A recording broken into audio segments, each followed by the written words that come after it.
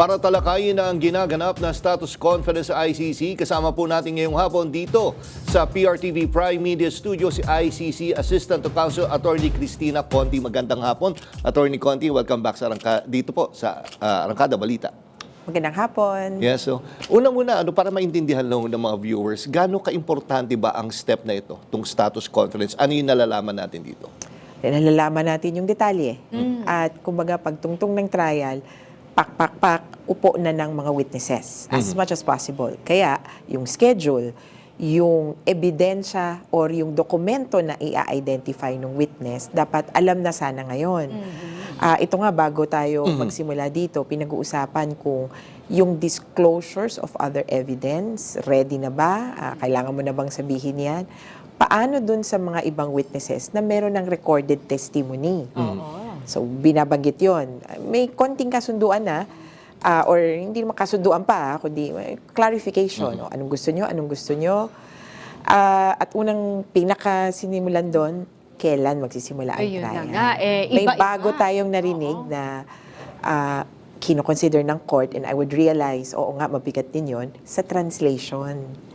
So, kawing-kawing kasi yung language. Yun nga, ganun, importante, factor pa rin pala yun, no? Yung Well, sa bahagi kasi ng mga biktima, hiniling talaga namin na merong Filipino or Tagalog na translation. Dagdag na, bonus talaga yung Bisaya. Okay sa amin yun. Sinusugan din yun ng prosecution. Sabi nila, maganda ding may ganong language. Kanina sinasabi ni Judge, di ba sa Pilipinas, English naman ang gamit nyo sa court? Tapos binabanggit niya rin na, di ba mayor yan dati, abogado yan, dating Pangulo, hindi ba pwedeng English? Kasi medyo sasabit or mahuhuli yung schedule kasi ang sabi ng registry, they can provide live translations by January 2027. Dahil doon Magre-recruit pa daw. So, May recruitment. pwedeng mag-apply. Pwede actually. Pero ito din yung live translators. Meron na silang translators. Pero I could imagine, ito yung nagtatranslate ng mga dokumentong pumapasok sa kanila. O kaya impormasyon na ang translation pwede pa kahit next week. Ito live translators. So, naghahanda din yung registry.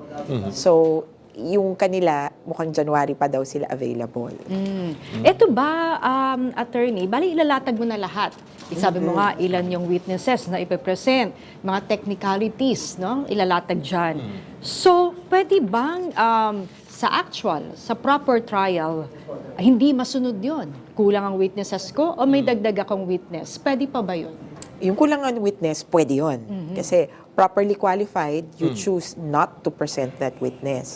Kung may bagong witness under very, very exceptional circumstances, baka maaring payagan, lalo na kung newly discovered.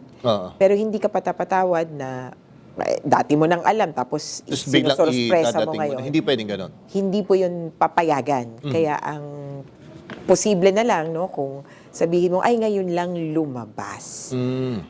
But those are very rare circumstances. Hindi, lagit-lagi, hindi kaagad-agad papayagan yan. And attorney, yung mga victims ba ay dapat physically present doon? Kasi syempre iba yung sa loobin din yan. Pero of course, partner Maan, attorney Conti, consider mo din, syempre mamamasahe sila papunta doon. Which is, I'm sure yung iba doon is hindi naman kaya. Pero gaano ka-importante yung presence ng mga victims doon? So, ang sabi ng ICC, Jack, ay huwag na kayong pumunta. In fact, wala sila pong binibigay na suporta dun sa mga pupunta dahil ang pagkilala nila, may representative kayo sa pamamagitan nung lawyer. Pero nagulat sila. Mukhang isang bihirang pagkakataon nung nakaraang February, sumipot ang mga witnesses, ang mga victims, direct victims. Dati daw sabi nila, mga NGO ang pumupunta o kaya representatives. Pwede kasing takot din. Oo, tapos trauma kapag nakaharap mo. Ang mga victims sa Pilipinas, empowered in some way. At sinasabing, pupunta kami, ano man ang mangyari, gusto namin makita mata sa mata. Yung iba, nung nakitang hindi naman pala sumisipot, sabi nila, attorney, pwede din ako dyan. Ang problema, pamasahe and so forth. Again, wala pong suportang ibibigay yung ICC. Pero dahil may nagpapahiwatig na gustong pumunta, at may mga nagpapahiwatig na gustong sumuporta, Tumulong. baka may maraming victims ang pupunta. Kaya, nagka-suggestion din yung victims' legal representatives. Kasi, in a way, wala silang control. Kung gusto ng biktimang pumunta, Yeah. pwede. Nag-request po yung common legal representatives of victims ng separate room. Kasi pagpunta doon, may isa lang na gallery, public Okay. gallery. Doon, magkakahalubilo ang sabihin na natin, kakampi ng defense, kakampi ng prosecution, media. Sabi ng defense, sabi ng CLRV, baka pwedeng may separate room yung victims and also that they can show emotions. Kasi kung naalala nyo, may panahon na binabanggit, may nanay na umiiyak. Sabi nung defense counsel, may nanay na umiiyak akong nakita sa gallery, ganyan. Alam nyo ba, pag gumanong-ganong ka lang o kaya lalapitan ka ng guard. Talaga. Kasi bawal po. Nagpakita ng emosyon. Bawal ang big Big movements bawal ang na magiging distraction. Nakaganyan ka lang talaga. Okay. Bawal magbelat sa kung kanino man. Kasi Oo. kitang-kita ka na Yung lahat. magpapakita ka ng reaction or emotion na makakuha ng attention. Yes, you should not influence the court. Kasi technically, you're members of the public. Yeah. Tsaka emosyon yung ipapakita mo, baka sabihin naman nung, bawa, defense, naku, naawa lang kasi umiyak. Ganon. Kaya- Pwedeng gamitin. Kaya kami, nung sinasuggest yun ng Common Legal Representative of Victims, pwede na rin. Kasi mas magiging malaya din yung mga biktima na magpakita ng emosyon at pwedeng, kumbaga, ano nga yun, anong sinabi? Bawal din kasi yung gano'n magsalita. To-confer ka sa, hindi maintindihan. Anong sabi, Oo, di ba? Oo. So, tingnan natin kung mapapayagan kasi bihirang pagkakataon. Pero tingin ko importante kasi na-realize ng court, oo nga no, pwedeng present yung victims. At iba yung impact sa kanilang lahat. Kung maririnig niyo yung kanilang staff na parang thank you at pumunta kayo para maipakita sa korte, ang tawag kasi nila sa sarili nila, victim-centered at victim-friendly. Mapakita nila sa korte, mapakita nila sa buong mundo, totoong-totoo ang pagiging victim-centered, victim-friendly. Okay. Hindi dumalo si Pangulong Duterte, dating Pangulong Duterte, kanina sa status conference, I think, ongoing pa ngayon. Importante ba yung presence niya doon? Dito sa puntong to, hindi naman. So, hindi naman siya tatanungin, walang question directed to him as sa legal counsel niya.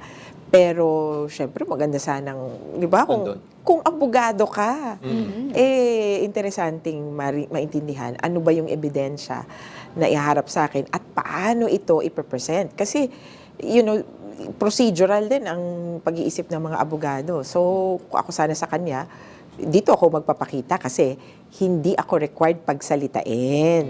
Wala sa akin ng heat. Ganyan. Pero, Tsaka para alam mo na. Oo. Parang, yung laying the ano na. Ito palang mangyayari. Pero ang sinasabi ngayon, Attorney Conti, ay tapos na lang yung status conference, pero sabi mo, ilang session pa yun. What do you mean matapos na? Hindi pa po Baka tapos ito. yung first. parang First pa lang to. Yes. Oo. So, tuloy-tuloy to. Ilan ba ito? Tatlo. Tatlo. Hanggang alas 10 po tayo dito. Okay. So, So, tapos na, tama. Ngayon, tapos na sa The Hague, pero sa atin po yung live stream matatapos ng 5:30 p.m. Okay. Magsisimula ulit ng 6 hanggang 7:30. Tapos 9 o'clock hanggang 10:30. Sa live stream po yan. And then, Attorney Conti, isa sa mga sa status conference, malalaman natin kung ilang witnesses. Tama po ba? Kanina binabanggit na. Oo. Pero kumbaga, kung yan, yun ay final. Kumbaga, yun ay list. Wala ka na pwedeng i-add sa future. At mariresolve na rin ba ngayon yung schedule? Dahil iba-iba ang gusto nilang schedule. Kailangan ba ma-resolve right now yung schedule ng trial proper? Dun sa witnesses, katulad nung kanina na nabanggit ko, yes, more or less sarado ka na dun sa sinabi. Kanina sabi ng prosecution 60 to 70. Pero during trial, pwedeng, kung sakasakaling sabihin mo na, ay sorry, ngayon ko lang nakita or ngayon lang nagpakilala, pwede, pero mahaba yung panahon bago siya umupo. Hindi pwedeng kinabukasan, iuupo mo na.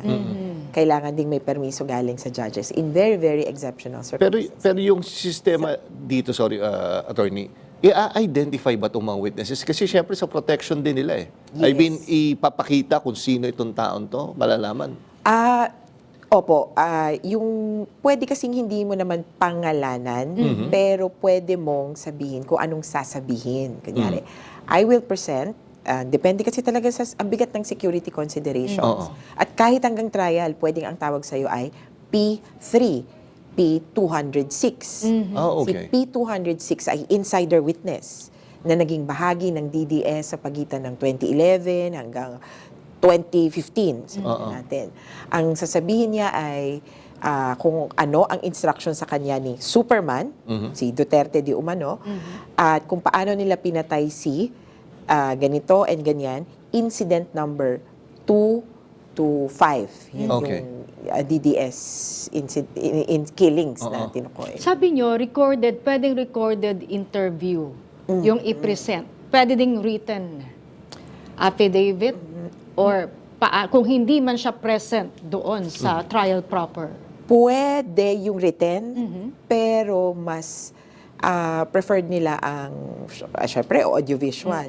Pero dapat present para ma-interrogate, para yung tawag nga natin, cross-examine. Yes. Ang gagawin, parang dito sa Pilipinas, ihaharap ka, sasabihin, meron ka na bang ibang testimonya? So sa atin, may judicial affidavit. Ito ba yung testimonya mo? Opo.